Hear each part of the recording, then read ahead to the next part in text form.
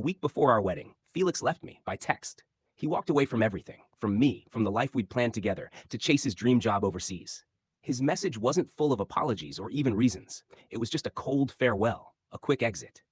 Now, I'm married to his cousin, and Felix is furious. I was 30, and the heartbreak still feels fresh when I think about it. Felix at 34 had been my fiancé, my partner, my future, or so I thought. We had been together for 3 years before he proposed. Everything seemed perfect, at least on the surface. He was a zoology professor, intelligent, passionate about his field, and driven by the dream of making a difference. I admired that about him. When the offer came for a research position in Germany, I didn't think twice. It was his dream, and I supported it. But when he left, it was without so much as a conversation. Felix made the decision alone. A week before our wedding, he vanished. He didn't show up for his bachelor trip, and hours later, we learned the real reason. He'd left for Germany to start a new chapter. He told me, via text, that he had to go, that his dream was too important. He said he knew I'd never leave my life here, my friends, my career, and he didn't want me to sacrifice everything for him. He told me it was better for me, that I'd find someone who was the right fit. The words stung, but the silence that followed was worse. No conversation, no closure. I've always been someone driven by practicalities. I wanted money, success, and things for myself. The idea of changing the world like Felix never really crossed my mind. So maybe I couldn't understand why he had to leave without even talking to me, without giving us a chance to figure it out. Maybe I wasn't as noble as him. Maybe I just didn't understand the weight of his dreams or the importance of clear communication. But to end things so abruptly, through text, days before our wedding, it felt like betrayal. After the breakup, everything changed. We didn't talk. He disappeared from my life, and my friends did the same. The abruptness left me hollow, shattered. I spent weeks crying, trying to make sense of it all. Felix, in an attempt to make amends, paid for the wedding vendors. But that didn't erase the hurt, didn't take away the betrayal. I was left alone, broken, without a word from him. Weeks later, Felix's cousin Sam came to collect Felix's things. Sam was 32, a musician in a struggling band, not someone I'd known well. Felix and Sam weren't particularly close, but after the fallout, Felix had offered Sam $2,000 to help move his belongings. It was a job that Sam needed, so he accepted. When he came over, I didn't think he'd stick around. But he did. I wasn't in the mood for company, yet he stayed, patiently, talking to me when I couldn't find the words. He let me cry, let me vent. In that moment, Sam became the unexpected source of comfort. He told me I had to be strong. And then, in a rare moment of tenderness, he said Felix was an idiot, that I deserved so much more than him. It was exactly what I needed to hear. Felix's departure had crushed my confidence, made me question my worth. But Sam? Sam made me feel like I was worth something again. It was small, but it meant everything. We kept in touch. We weren't friends at first, not really. But Sam, with his quiet support, helped me rebuild myself. Slowly, he became my anchor. He convinced me to leave the house, to start living again. I didn't want to, but he never pushed me. He understood when I needed space and when I needed company. He was there. He didn't force anything. He was just there. I didn't realize when it happened, but over time, I fell for him. 2 years ago, Sam never left my place. He just stayed, and it felt right. Sure, it seemed fast, but for us, it made perfect sense. We were in love. We moved in together, and a few months ago, we got married. It was intimate, small, just the way we wanted it. No drama, no big announcements, just us starting a new chapter. We'd told everyone not to share anything with Felix. We didn't want him to know, not yet, not when it would hurt so much. His family, even his parents, had agreed to keep our secret, and they did. No one told him. Now life with Sam feels like everything I've been waiting for. It's peaceful, fulfilling, and full of love. Felix's words still echo in my mind about me finding someone better, but now I see it. He was right. Sam is everything Felix couldn't be. And now, I'm where I'm meant to be. The shock hit me like a ton of bricks when Felix showed up at my doorstep last week. After 3 years of silence, there he was, standing in front of me, out of nowhere. We hadn't spoken since our breakup, and I certainly wasn't expecting a visit from him. All those years, he'd never bothered to reach out. I hadn't contacted him either. We'd both moved on in our separate ways. Sure, I heard through mutual friends that he'd come back home for the holidays a couple of times, but we'd never met up, and he hadn't even met with any of our friends either. So, when he showed up this time, I was completely blindsided. But instead of being normal about it, like maybe calling or texting to set something up, he knocked on my door holding a bouquet. And before I could even process what was happening, he launched into an apology. He admitted to ruining our relationship, his voice cracking with regret. Felix told me that after working on his study for so long, it had turned out to be a disaster. The funding had dried up and they wouldn't be getting another grant anytime soon, so he had quit his job and returned for good. He went on to say that he regretted letting me go, especially the way he did it. Breaking up over text, he said, was the worst decision of his life. According to him, I deserved better. Hearing him acknowledge that, at least, felt like a small victory. But what came next left me speechless. He said that now that he was back, we could pick up where we left off, get married, and live the life we had talked about before. He explained that in the 3 years we'd been apart, he had realized I was the one for him. I was the woman of his dreams. He had made a huge mistake. He wanted to make things right, and this time, he was ready to fight for us. I stood there, letting him finish his emotional speech. I didn't say a word, just listened, unsure of what to do. I watched him, waiting for him to say everything he needed to say, even though I already knew what was coming. But when he finally stopped, I didn't feel a sense of relief. No, I just quietly raised my left hand and showed him the ring on my finger. I'm already married, I said calmly. His eyes widened, his jaw almost hitting the floor. I went on to tell him that I was married to Sam, his cousin, and that Sam was 1,000,000 times better than he ever was. His apology came too late, and it didn't matter anymore. He was stunned, speechless, and I didn't give him a chance to recover. I slammed the door in his face, leaving him standing there.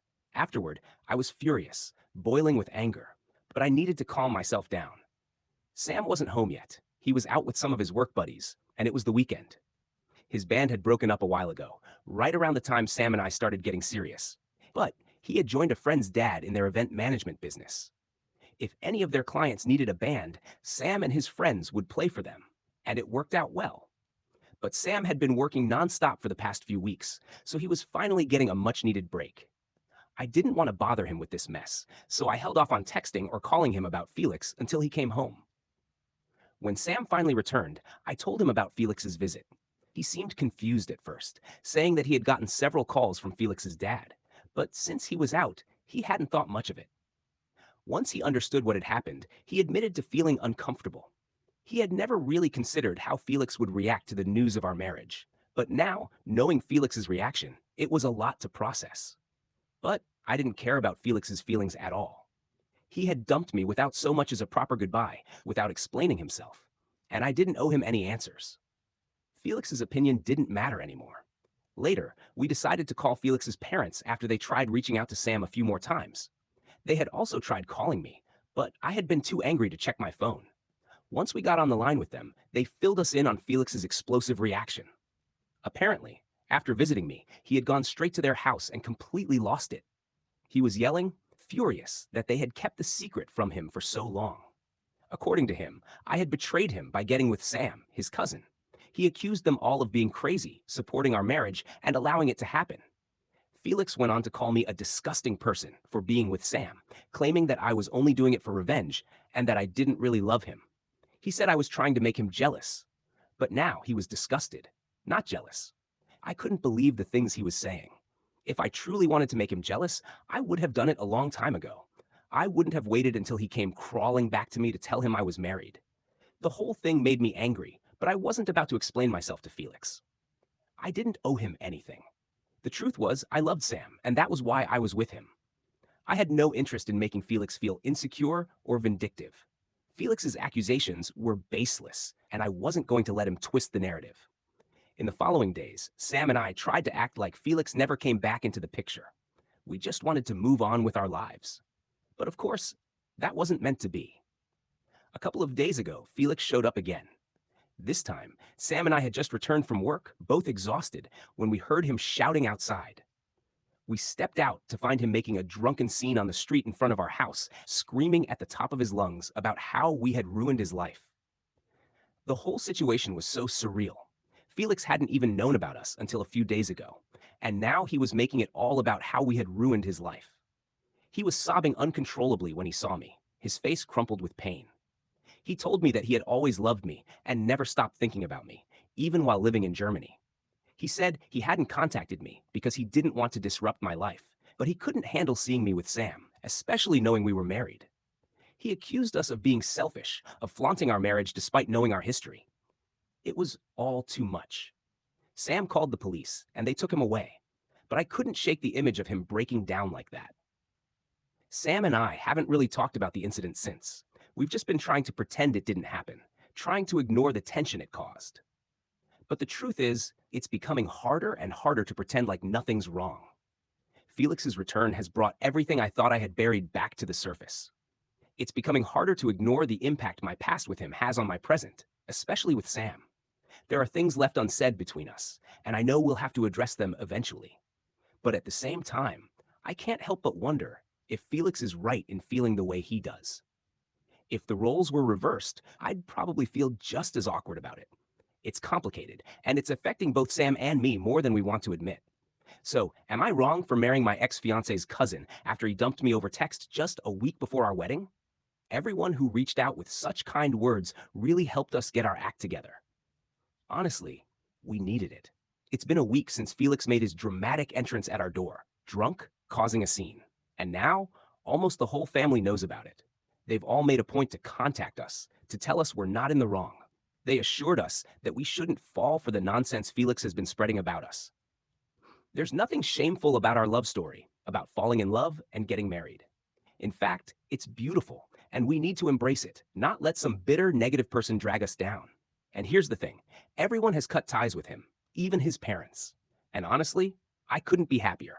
Not a single person from his family is standing by him, and that speaks volumes. It tells me and Sam everything we need to know. It's perfectly fine for us to be together. It's not like I cheated. He was the one who ended things with me, left me in the worst way possible. But Sam healed me, and I have nothing to feel guilty about. I told my friends too, and they backed me up. They all said Felix was just crazy and jealous. That made me feel a lot better. But despite all of this, Sam and I agreed to start counseling. Because Felix's return, the drama it stirred, has been tough for us to navigate as a couple. We've realized we need to work through some things, and we're ready. Counseling starts in just a couple of days. Update 2. Felix, true to form, gave us just 2 weeks to process everything before launching his next attack. But this time, it was online. Last time, he had shown up at our house drunk, insulting us in person. This time, he took to social media, launching a full-on rant about us. He accused us of being together for revenge, said we were both failures who couldn't stand seeing other people succeed. He even implied that Sam and I only got together because we were looking to get back at him, that I'd been involved with Sam all along, and that the breakup was my perfect excuse. It was disgusting. To suggest I'd been cheating when he knew damn well that wasn't true. I had been madly in love with him, but he was the one who walked away, chasing his so-called dreams. He didn't even think I was worth a conversation, but somehow he expected me to just wait around for him. The audacity, the entitlement, the delusion. I didn't even see the post myself, haven't followed him on any platform since we broke up, but a few friends sent it to me. I told them I'd sue him for slander if he kept it up, and told them to pass that message along. And only then, only after that threat, did he finally take it down. But that wasn't the end. He texted me. He told me I deserved all of this and called me a vile name that starts with a W. That's when I lost it. I told him that if he ever reached out to me again, I would ruin his life, make sure he never recovered from it. And do you know what he said?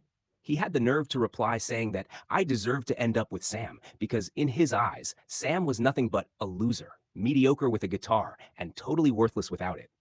And then Felix had the audacity to say that if I had found someone, he must have someone more beautiful waiting for him.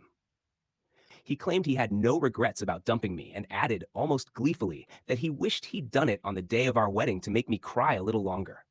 I was stunned. How could anyone think or say these things, let alone someone I had once loved? At that point, I decided to block his number for good. I hadn't done it before, not in the years since we broke up, because I never imagined he'd reach out. But now, it was done. I wasn't going to let him have another way to reach me. If he showed up at my door again, I'd be filing for a restraining order without hesitation. Update 3. So, I sent screenshots of that last text conversation to Felix's entire family and all my friends. Not that anyone was speaking to him anymore, but sending those screenshots made sure they would never consider talking to him again. Everyone was just as shocked as I had been when I first read his messages. It all started to make sense when his parents told us that Felix had taken up drinking while in Germany. Apparently, it was true. He hadn't been able to move on from me, and on top of that, his research project was a failure. So he turned to alcohol to cope. Now, he had a serious addiction. It explained so much, but it didn't excuse his behavior. His parents told us that he had been living in a hotel, but they decided to bring him back home because they were scared they'd lose him if they didn't. They apologized to us on his behalf for everything, saying they couldn't abandon their only child. They wanted to help him, and honestly, we understand where they're coming from. They're good people. They've always been kind to me, and they've stood up for me when Felix messed up before. If they want to help him, we respect that. Sam and I, though, we're stronger than ever. Counseling has brought us closer. We're even starting to think about having a baby, building our family. I'm also in talks for a promotion, and with the pay raise, we're looking at a bigger house, a better location. Everything is falling into place for us. We can only hope it keeps getting better from here.